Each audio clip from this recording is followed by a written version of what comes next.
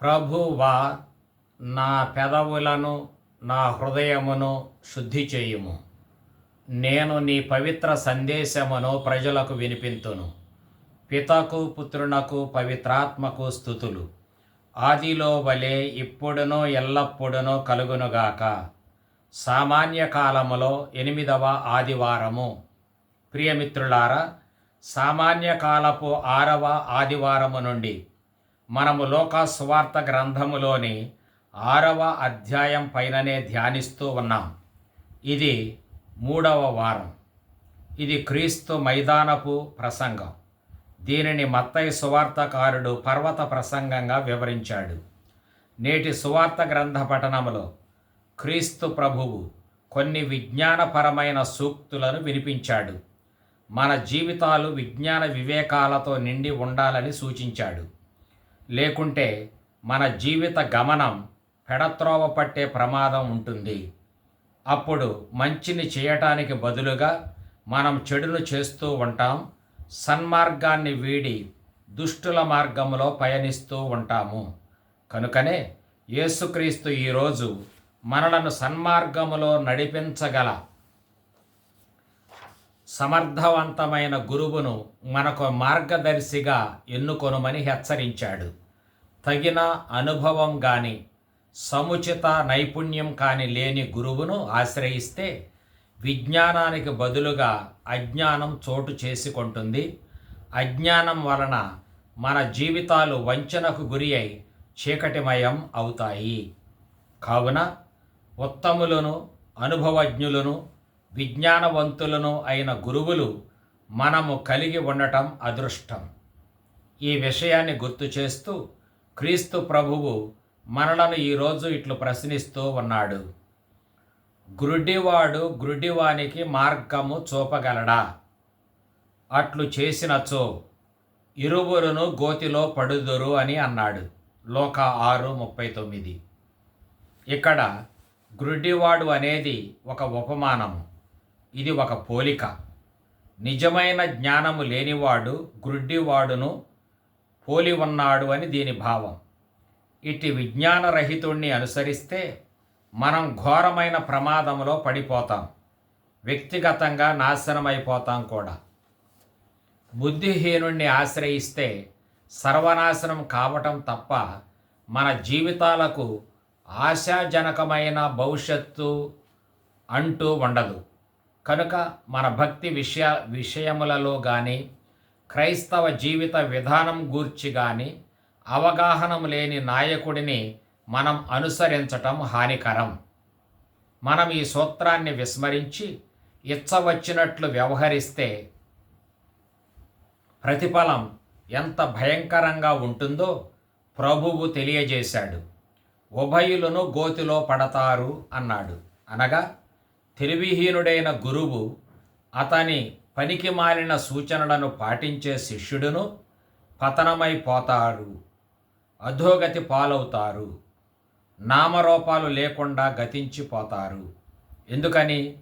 గురువు అనేవాడు దేవుని గురించి, ఆయన ధర్మశాస్త్రమును గురించి తెలిసిన వాడై ఉండాలి. ధర్మశాస్త్రం మీద ఆధారపడి జీవించేవాడై ఉండాలి. అతడు దేవుని చిత్తమును ఎరిగిన వాడై ఉండాలి. మంచిని మాత్రమే ఎన్నుకొని మంచిని చేస్తూ మంచివాడై ఉండాలి. రోమీలకు రాసిన లేఖ 2వ అధ్యాయం 17-18 వరకు. ఈ అర్థంతోనే పౌలు గారు ధర్మశాస్త్రమును గూర్చిన చక్కని జ్ఞానము కల యూదుడవైన నీవు గ్రుడ్డివారికి మార్గదర్శకుడవు అనియు, చీకటిలో ఉన్నవారికి దీపమనియు, మూర్ఖులకు బోధకుడవనియు, పిన్నలకు గురువవు అనియు నీవెరిగినదే. విజ్ఞాన పరిపూర్ణత, సత్య సంపూర్ణత అనునవి దేవుడు ప్రసాదించిన ధర్మశాస్త్రములో ఉన్నవి అని స్పష్టం చేశాడు. రోమీయులు 2:19-20 వరకు. ఇది పూర్వ నిబంధనకు అన్వయం. కానీ మన విషయానికి వస్తే క్రీస్తు ప్రభువును గూర్చి కానీ, క్రీస్తు రక్షణ చరిత్రను గూర్చి కానీ, దేవుని ప్రేమాజ్ఞను గూర్చి కానీ, దేవుని కారుణ్యమును గూర్చి కానీ, ఉత్థాన క్రీస్తును గూర్చి కానీ సమగ్రమైన జ్ఞానము కలిగి ఉన్న క్రీస్తు భక్తుడు మాత్రమే ఉత్తమమైన గురువు.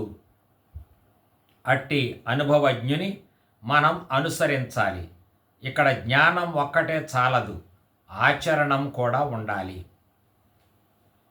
ఈ కారణం చేతనే క్రీస్తు వెనువెంటనే ఇట్లు హెచ్చరించాడు, శిష్యుడు తన గురువు కంటెను గొప్పవాడు కాడు అని అన్నాడు.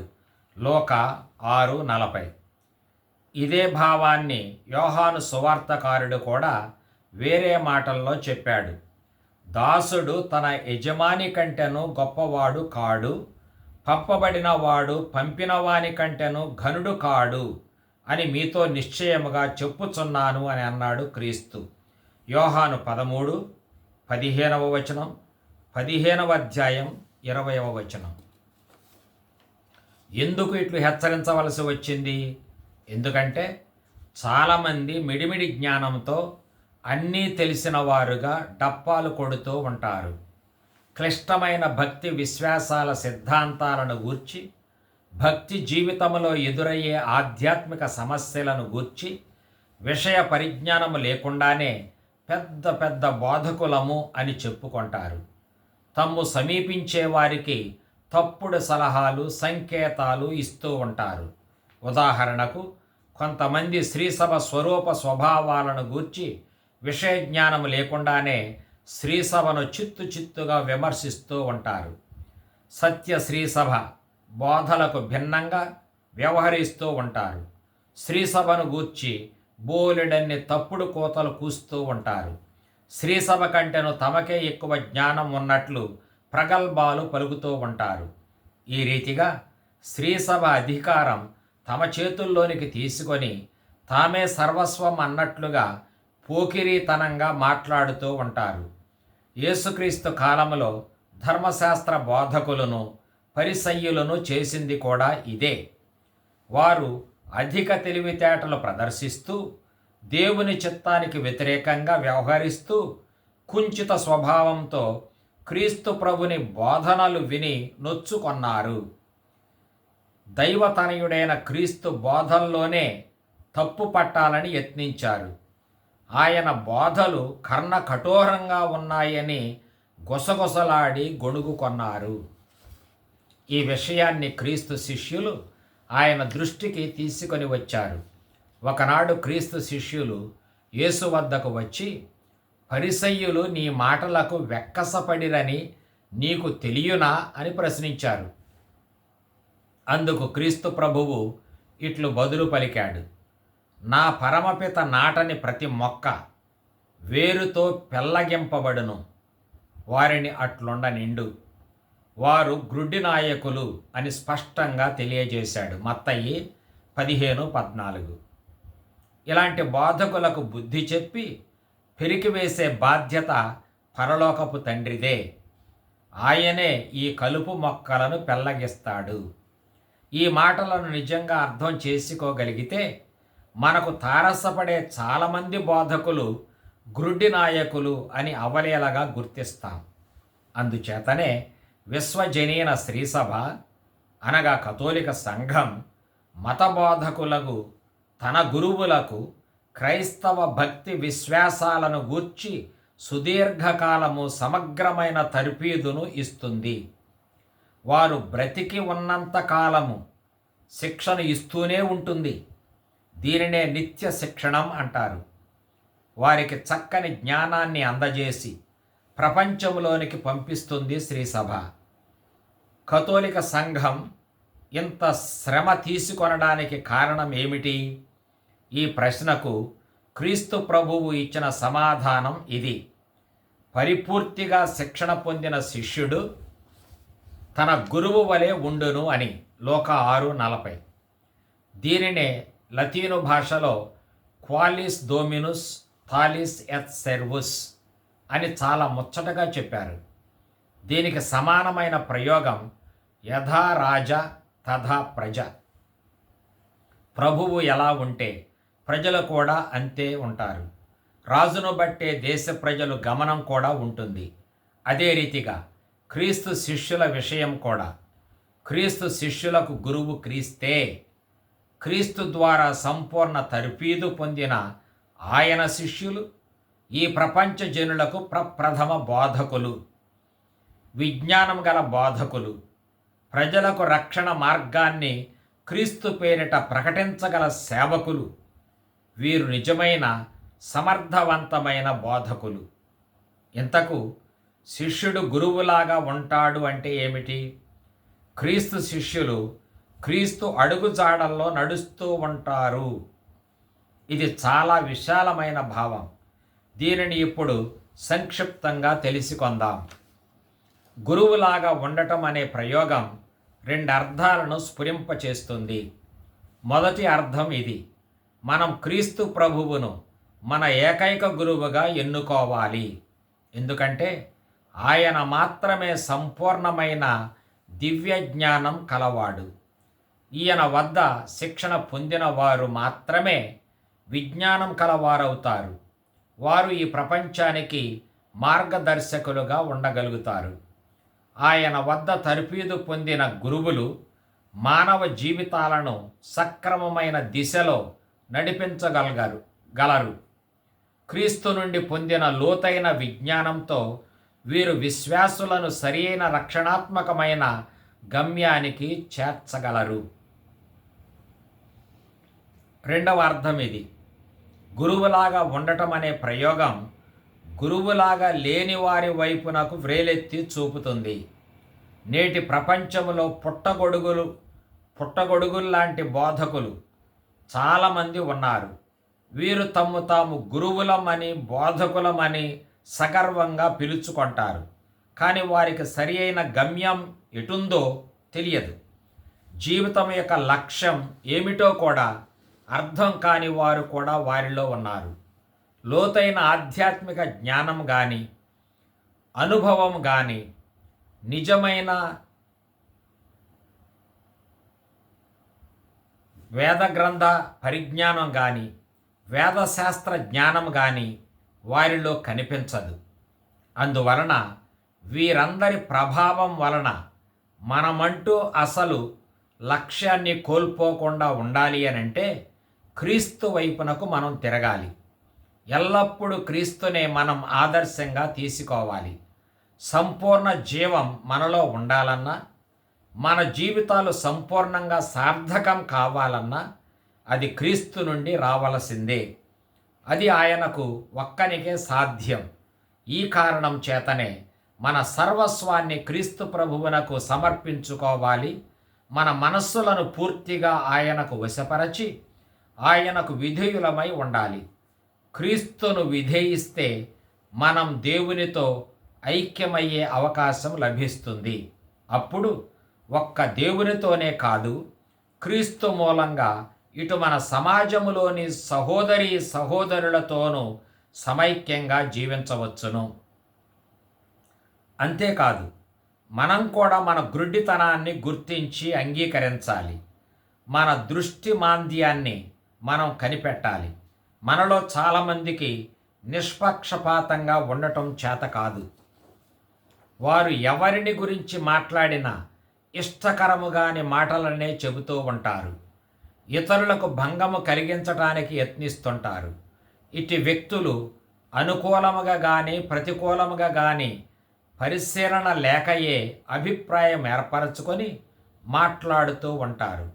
ఇతరులను కూడా వారు పడే గోతిలోనికి పడదోస్తూ ఉంటారు. వారికి సమభావం, న్యాయబద్ధత, నిష్పక్షపాతం లోపిస్తుంది. దీనినే మానసిక దృష్టి దోషం అంటాం. వారు అనుకొన్నదే వేదమని వారు వాదిస్తూ ఉంటారు. ఇదంతా ఆయా వ్యక్తుల అంధత్వంలో భాగం. ఇలాంటి గ్రుడ్డితనం మనం కలిగి ఉంటే మన అంధత్వాన్ని మనం అంగీకరించాలి. మనం మన తప్పుల కుప్పను కప్పిపెట్టుకుంటూనే మనకంటేను తక్కువ తప్పులు చేసేవారిని మనలను మించిన నెరగాళ్ళని ప్రచారం చేయటంలో మన అంధత్వం మరింత బయటపడుతుంది. ఇది గమనార్హం. ఇతరుల కంటేను మనం కుశాగ్రబుద్ధి కలవారమనే భ్రమతో జీవించటం మనల్ని మరింత అంధుల్ని చేస్తుంది. ఇది శోచనీయం. మన అంధత్వాన్ని ఆంతరంగిక దృష్టి దోషాన్ని మరింత ఎక్కువగా బయలుపరచే దుష్ట లక్షణం మానని పుండు, ఇతరులను గూర్చి వదంతులు పుట్టించి గుసగుసలాడే దుర్గుణమే. చాలాసార్లు మనం ఇతరులను గూర్చి ఆడిపోసుకుంటూ ఉంటాం. బాధ్యతారహితంగా బాతాకాణి కొడుతూ ఉంటాం. పుకార్లు పుట్టిస్తూ రహస్యంగా మాట్లాడుతూ ఉంటాం. కూట సాక్ష్యాలు చెబుతూ నమ్మిస్తూ ఉంటాం. రోజంతా ఊరంతా ఇంటింటికి వెళ్తూ ముచ్చట్లనే పేరుతో అందరినీ ఆడిపోసుకుంటూ ఉంటాం. కుంపటి పెట్టి ఉబలాట పడుతూ కొంపలను ముంచేస్తూ ఉంటాం. ఇది చాలా బాధాకరమైన విషయం. కొందరైతే ఎదుట ఒక మాట, నీ వెనుక వేరొక మాట చెబుతూ ఉంటారు. ఇలాంటి బాధ్యతారహిత రహస్య వదంతులు, ప్రసంగాలు, పుకార్లు ఎంత ప్రమాదకరమో పరిశుద్ధ ఫ్రాన్సిస్ పోపు గారు చెప్పక చెప్పారు. దానంతటది బోధపడేలాగా ఆయన వివరించారు. ఆయన మాటల్లోనే చెప్పాలంటే, గుసగుసలాడువాడు ఒక పెనుభూతం. అతగాడు ఊరు వాడ తిరుగుతూ ఇతరులను గూర్చి పాశవికంగా మాట్లాడుతూ ఉంటాడు. ఇతడు పెద్ద అబద్ధాల కోరు. ఇతడు శ్రీసభలో అనైక్యాన్ని కల్పించటానికి యత్నిస్తూ ఉంటాడు. సోదరులను ఒకరి నుండి ఒకరిని దూరం చేస్తూ ఉంటాడు. విశ్వాసులంతా ఏకం కాకుండా చెడగొడతాడు. కావున సహోదరి సహోదరులారా, దయచేసి పనికి మాలిన గుసగుసలతో వృధా కాలక్షేపం చేయకుండా ఉండటానికి శాయశక్తులా శ్రమించుదాం. ప్రాణాంతకమైన కోవిడ్ అనే మహమ్మారిని మించిన ఘోర వ్యాధి, క్రూరమైన ఘాతుకమే గుసగుసలాట అని పోపుగారు నొక్కి వక్కాణించారు. నేటి సువార్త గ్రంథ పఠనంలో మనలను అందరినీ ఉద్దేశించి క్రీస్తు ప్రభువు అడుగుతున్న ప్రశ్న ఇది: నీ కంటిలోని దూలమును గమనింపక నీ సోదరుని కంటిలోని నలుసును వ్రేలెత్తి చూపనేలా అని. లోక 6:41. ఈ వచనం మనం పోయిన ఆదివారం పరిశీలించిన వచనానికి అన్వయం. అది పరులను గూర్చి మీరు తీర్పు చేయకూడదు అనే వచనం. ఇతరులపై తీర్పు చేయటం ద్వారా మనం ఇతరుల లోపాలనే వెదికే పనిలోనే ఉంటాం, కానీ మన లోపాల ఊసు ఎత్తనే ఎత్తం. ఇలా ఇతరుల మీద వదంతులు లేపటానికి, నిందించటానికి కారణం మన దోషాలే. మానసిక శాస్త్రం ప్రకారం మన తప్పులు కప్పిపెట్టుకొనటం కొరకు మనం ఇతరుల మీద విరుచుకుపడుతూ ఉంటామట. స్వీయ రక్షణం కొరకు, అనగా సెల్ఫ్ డిఫెన్స్ మెకానిజం వాడుతూ ఉంటామట. ఈ స్వీయ రక్షణ ప్రక్రియ ద్వారా ఇతరులపై నిందలు వేస్తూ ఉంటాం. ఇదొక కపట నటన, దుష్ట ప్రవర్తన. దీనికి అలవాటు పడితే మనం మన తోడి వయస్కులను కానీ సహచరులను కానీ తీవ్రంగా అడ్డగోలుగా విమర్శిస్తూ ఉంటాం.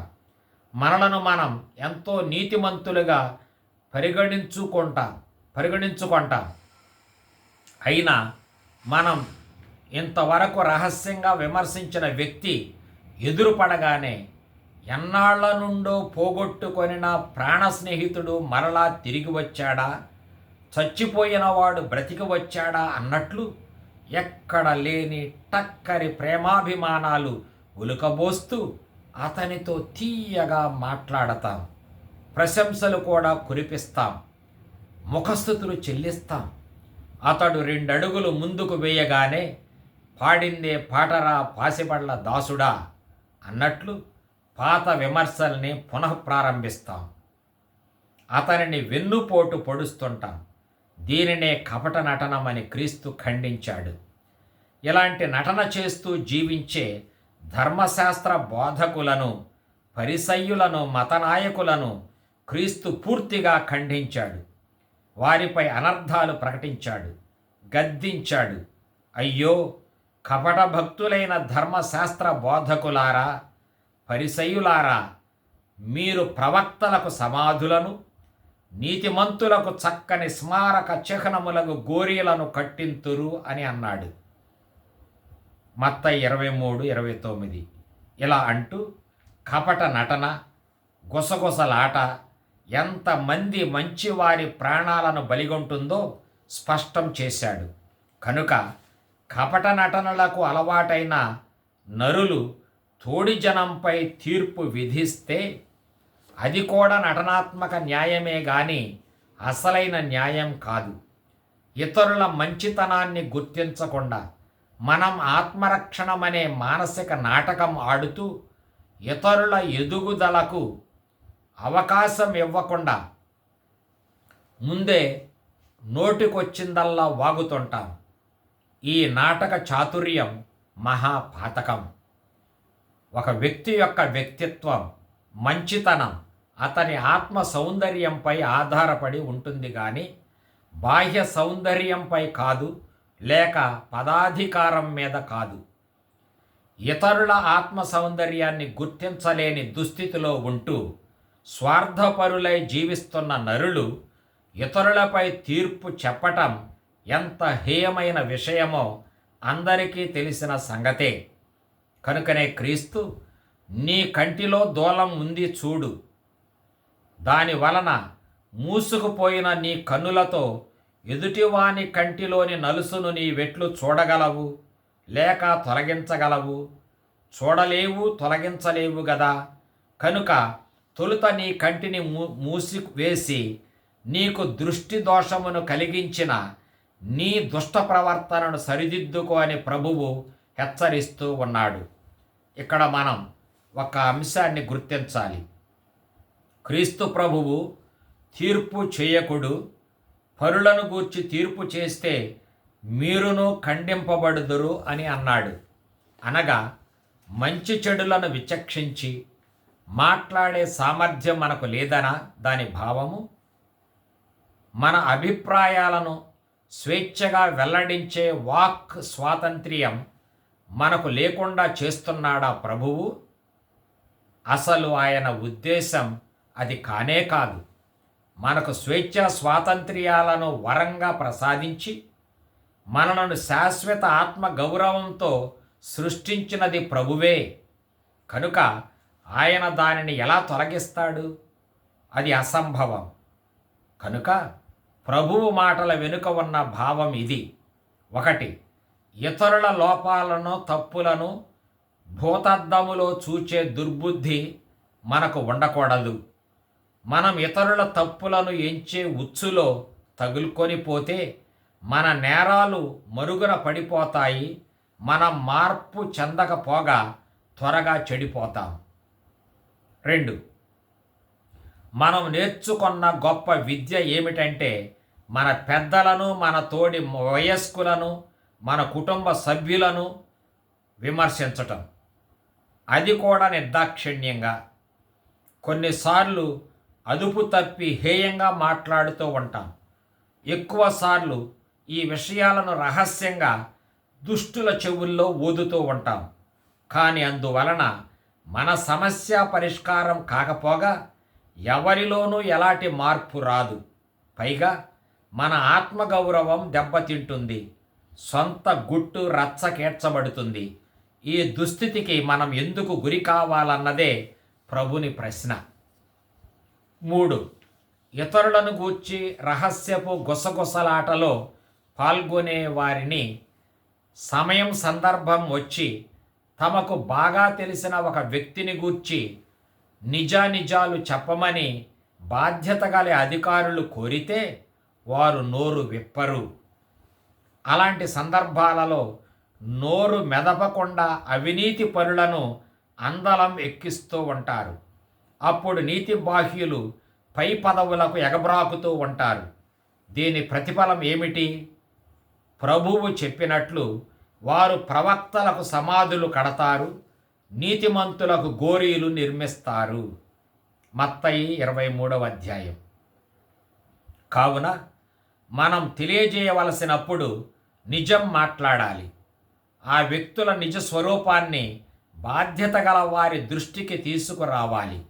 అంతేగాని నిజం మాట్లాడవలసి వచ్చినప్పుడు ముచ్చు వేషాలు వేయకూడదు. వాస్తవాలు తెలియజేయడానికి వెనుకంజ వేస్తే మన వలన చాలామంది మంచివారు నాశనమవుతారు. 4. కొంతమంది నా పై అధికారి మారాలి, నా భర్త మారాలి, లేక నా భార్య మారాలి, నా పని మారితే, నా ఇంటి చుట్టూ వాతావరణం మారితే బాగుంటుంది అని ఇతరుల వైపు వ్రేలెత్తి చూపుతూ గుసగుసలాడుతూ ఉంటారు. వారంతా మారితే నా బ్రతుకు బంగారం అవుతుందని ఆశపడుతూ ఉంటారు. అనగా వీరు రోజంతా ఇతరులే దోషులు అంటూ వాపోతూ ఉంటారు అని అర్థం. అడపదడప అది వాస్తవం కావచ్చును, కానీ ఈ లోకములో ఇతరులు మార్పు చెంది మనకు విముక్తి కలిగేది ఎప్పుడు? ఆ ఆనందం మనకు లభించేది ఎప్పుడు? అది మనకు తెలియదు. ఆ భాగ్యం దక్కకపోవచ్చు కూడా. అందువలన నాలో ఆనందం పరిపూర్తి కావాలంటే వారి ఎడల నా మనోభావం మార్చుకొనటం ఉత్తమం.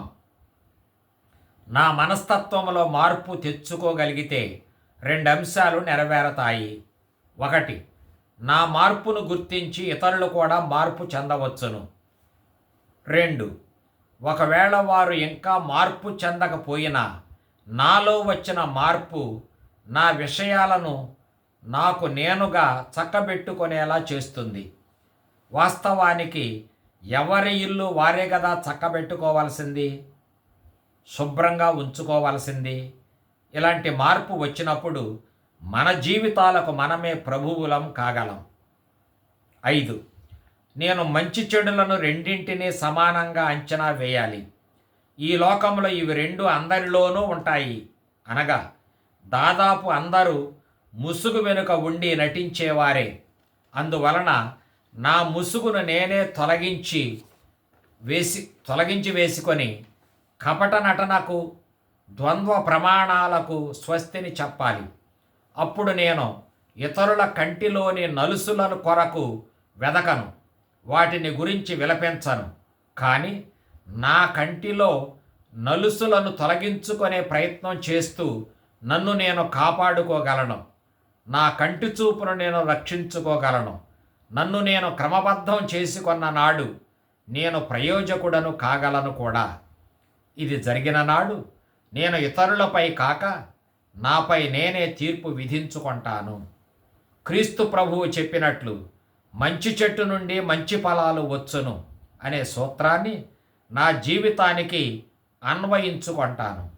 నాశనాత్మకమైన విమర్శలు చేయక నిర్మాణాత్మకమైన విమర్శలు చేస్తూ సృజనాత్మకమైన ఆత్మ విమర్శ చేసుకుంటూ జీవించగలను. అప్పుడు క్రీస్తు ప్రభువు నుడివినట్లు నేను సజ్జనుడిగా మారగలను.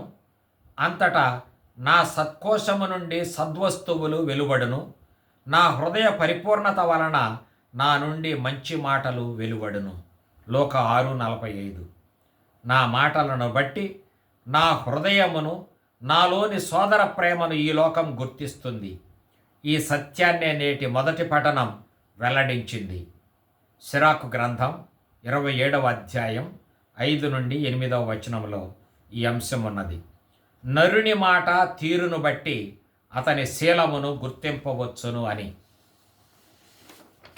కనుక ఈనాటి మాట ఇది: నీ నోటి మాటలకు జల్లెడ పట్టుము, నీ గుసగుసలాటలను అరికట్టుము.